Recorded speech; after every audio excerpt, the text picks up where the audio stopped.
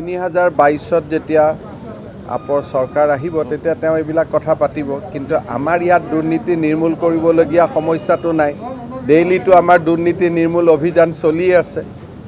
আৰু অসমৰ মানুহক ইমান ব্লেটেন্টলি দুৰ্নীতিপৰায়ণ বুলি কিয় কয় মইতো জানাত দিল্লীত এটা ঘৰ পাৰমিশন হ'লে 3 মাহ লাগে দিল্লীত এখন সৰু কাগজ উলিয়াব গ'লে অসমৰ মানুহক 9 মাহ 1 বছৰ লাগে আমাৰ ইয়াতো 15 দিনত হৈ যায়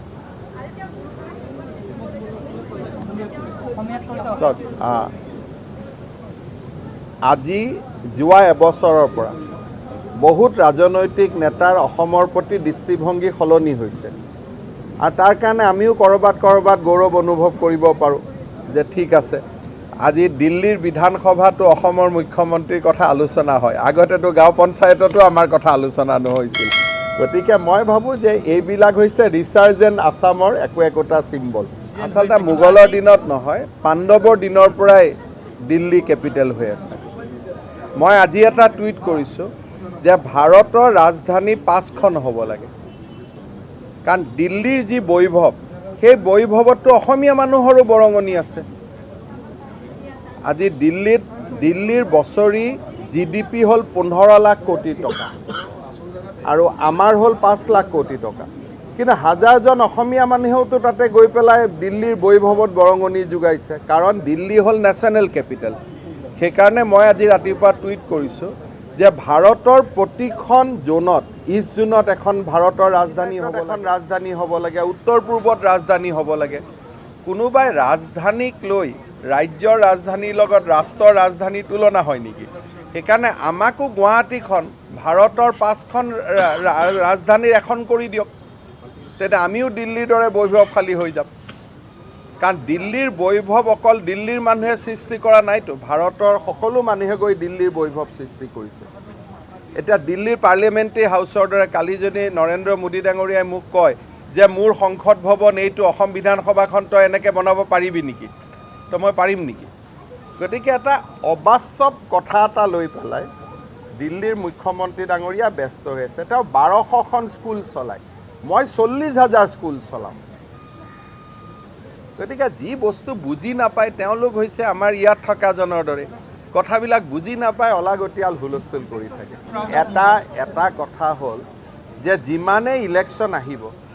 আব্দুল খালেক আৰু চেয়াৰমান আলীৰ মাজত সাম্প্ৰদায়িক কথা বতৰা কোৱাৰ প্ৰতিযোগিতা চলিব কোনে কিমান বেছি সাম্প্ৰদায়িক কথা ক'ব পাৰে দুইজনৰ মাজত কম্পিটিশ্যন চলিব লাভান্বিত বিজেপি নহয় বৰপেটাৰ মানুহক যিমান বুৰ্বক বুলি আব্দুল খালেক আৰু চেয়াৰমান ডাঙৰীয়াই ভাবে সিমান বুৰ্বক তেওঁলোক নহয় যিটো তালুকদাৰ আছে গতিকে এইবাৰ ইলেকশ্যনত তেওঁলোকে গম পাব যে ইলেকশ্যনৰ আগত তেওঁলোকে এইবিলাক মুগল দুগল কৈ থাকে বাকী 2 বছৰটো মনে মনে থাকে তেওঁলোকে ভাবে যে ৰাস্তাও বনাব নালাগে দলঙো বনাব নালাগে অলপমান কমিউনিয়েল কথা কৈ দিলে মুছলমান মানুহবিলাকে আমাক ভোট দিব আৰু সেইটো মতলবতে এইকেইদিন বেছিকৈ কথা কৈ আছে আৰু যিমানে ইলেকশ্যন চমু চাপি আহিব আব্দুল খালেক আৰু চেয়াৰমানৰ মাজত কমিউনিয়েল কথা বতৰা মুছলমান প্ৰীতি একেবাৰে আকাশ চুবগৈ সেইকাৰণে আমি তাৰ পৰা দূৰত থাকিব লাগে এইটো আমাৰ কম্পিটিশ্যন চাওক আমিতো ইলেকশ্যন আহক নাহক প্ৰত্যেক সময়তে যি ক'ব লাগে কৈ থাকোঁ আমিতো ভাৰত মাতা কি জয়টো আজি নিদিওঁ সদায় দি থাকোঁ আমাৰতো 24 ঘণ্টা 365 দিনৰ বিহু হয় তেওঁলোকৰ ইলেকশ্যন আহিলে বিহু পাৰ্থক্য ইমানেই আজি হ'ল ভাৰতৰ ভিতৰতে আটাইতকৈ ডিজেল পেট্ৰলৰ কম দাম যিকেইখন চিটিত আছে দিল্লীৰ ডিজেল পেট্ৰলৰ দাম আৰু অসমৰ ডিজেল পেট্ৰলৰ দাম কম্পেয়াৰ কৰক আমাৰ আটাইতকৈ কম লটাছৰ কাৰণে কি তেওঁৰ তাতে কিয় বাঢ়ি আছে তেওঁ লটাছ কৰে নেকি তেওঁৰ তাতে কিয় বাঢ়ি আছে एक्चुअली हम लोग असम में तो केजरीवाल को देख चुका हूँ ना लास्ट 10 साल हमारा यहाँ में भी तो एक केजरीवाल है तो एक ही है ये सब कॉपी पेस्ट है जेटा मैं क्या ना हमें नाम बोलना जरूरत नहीं है तो देखिए यहाँ में भी एक केजरीवाल है वहाँ में भी एक केजरीवाल है तो असम का लोगों कॉपी पेस्ट देख चुका है ये कुछ नहीं है আমি বহুত অসমত আমি বহুত ওপৰত আছোঁ মানুহৰ হৃদয়ত আছোঁ ঘৰে ঘৰে ঘৰে ঘৰে হৃদয়ে হৃদয়ে বিজেপি আমি বহুত ওপৰত আছোঁ আমি এইবিলাক কম্পিটিশ্যনত যাবই নালাগে ক'ৰবাত পাই যি তেওঁলোক য'ত আছে আমি তাৰ পৰা কিমান মানে প্ৰত্যেক মানুহৰ এতিয়াতো আৰু বাঢ়ি গৈয়ে আছে গতিকে এইবিলাক কম্পিটিশ্যন আমাৰ নহয় আজি উত্তৰ পূৰ্বৰ কাৰ্যালয়টো জেপি নাড্ডা ডাঙৰীয়াই শুভাৰম্ভ কৰিব কিন্তু আমাৰ যিটো ধাৰণা যে সেই কাৰ্যালয়টো লাহে লাহে বিভিন্ন বিদ্যায়তনিক কাম কাজ আদিতে ব্যৱহাৰ হ'ব ৰাজনৈতিক কাম কাজ কম ব্যৱহাৰ হ'ব আমাৰ ইয়াত ৰণদংকা নাই আমাৰ ইয়াত একদম ধুনীয়া হৈ আছে আমাৰতো ইলেকশ্যন কালি পাতি দিলেও হয় পৰহি পাতি দিলেও হয় কাৰণ ৰাইজৰ আমাৰ ওপৰত ইমান আস্থা মৰম আছে কালিয়ে পৰীক্ষা হৈছে ইউজুৱেলি মই আজি ইমান দিন হেল্থ ডিপাৰ্টমেণ্টৰ পৰীক্ষা চলাই আছোঁ ইউজুৱেল এবচেঞ্চি থাকে 40% 50% যোৱাকালি এবচেণ্ট আছে অনলি 9% ৰাইজৰ আমাৰ ওপৰত কিমান আস্থা তাক কোনো তুলনা নাই বৰপেটাত আজি এটা মাদ্ৰাছা য'ৰ পৰা জেহাদী কাম কাজ হৈছিল ঢেকালপাৰা মাদ্ৰাছা গভৰ্ণমেণ্টে তাক আজি এভিকশ্যন কৰিছে after following due process of law এটা মই কোনো ৰাজনৈতিক ব্যক্তিৰ কথা নকওঁ অসমৰ দুই এখন সংবাদ মাধ্যমেও এই কথাবিলাক কৈ আছে যে 14 লাখ কেণ্ডিডেট কেনেকৈ হ'ল যদি পৰীক্ষা 5টা হয় এজন মানুহে 5টা পৰীক্ষাত এপিয়াৰ কৰিবনে নাই কোনোবা এজনৰ যদি ডিগ্ৰী MA আছে তেওঁ 2টা গ্ৰেড 4 পৰীক্ষাটো এপিয়াৰ কৰিব যোৱাকালি 2টাটো এপিয়াৰ কৰিব 11 তাৰিখেও এপিয়াৰ কৰিব গতিকে এজন মানুহৰ কোৱালিফিকেশ্যন থাকিলে তেওঁতো 5টা পৰীক্ষাতে এপিয়াৰ কৰিব যদি মাথা গন্তি হিচাপত কৰে 9,36,000 কেণ্ডিডেট যদি পৰীক্ষাৰ বহি হিচাপত গন্তি কৰে 14 লাখ বহি গতিকে ইমান সৰু সৰু কথা বিতৰ্ক কৰাৰ মইতো নাজানো যে কিহৰ কাৰণে নিবনুৱা ল'ৰাখিনিৰ মাথাটো আমি গৰম কৰি থাকিব লাগে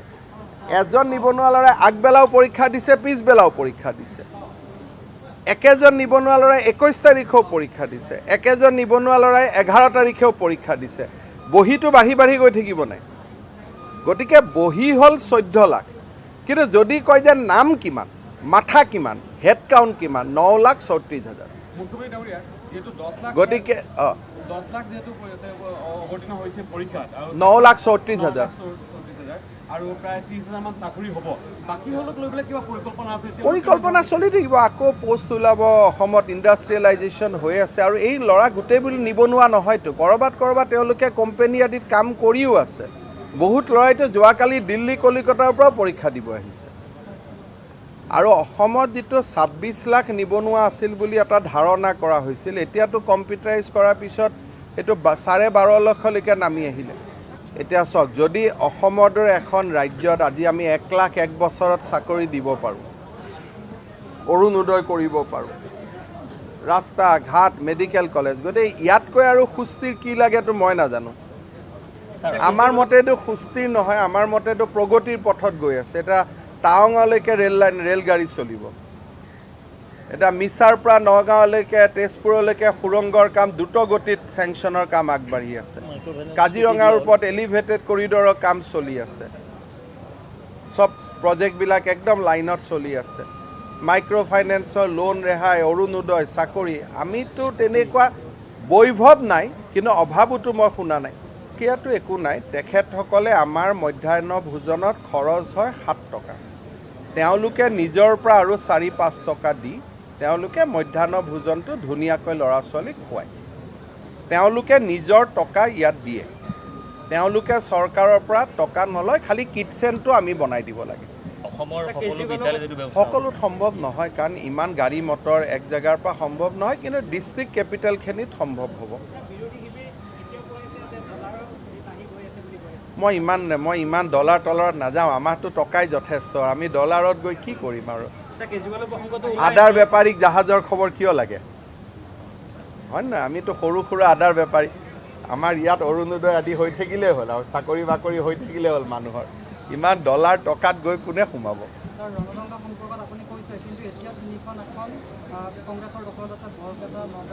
থাকিব লাগে না একেবাৰে আপুনি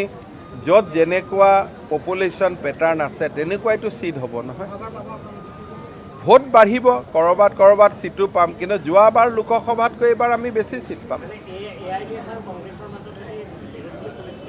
চাওক এইবিলাক বিৰোধ থাকে নাথাকে এইবিলাকৰ কোনো খবৰ লৈ ৰাখি লাভ নাই কিন্তু আমি জানো যে যোৱাবাৰ লোকসভাতকৈ এইবাৰ আমাৰ চিট বাঢ়িব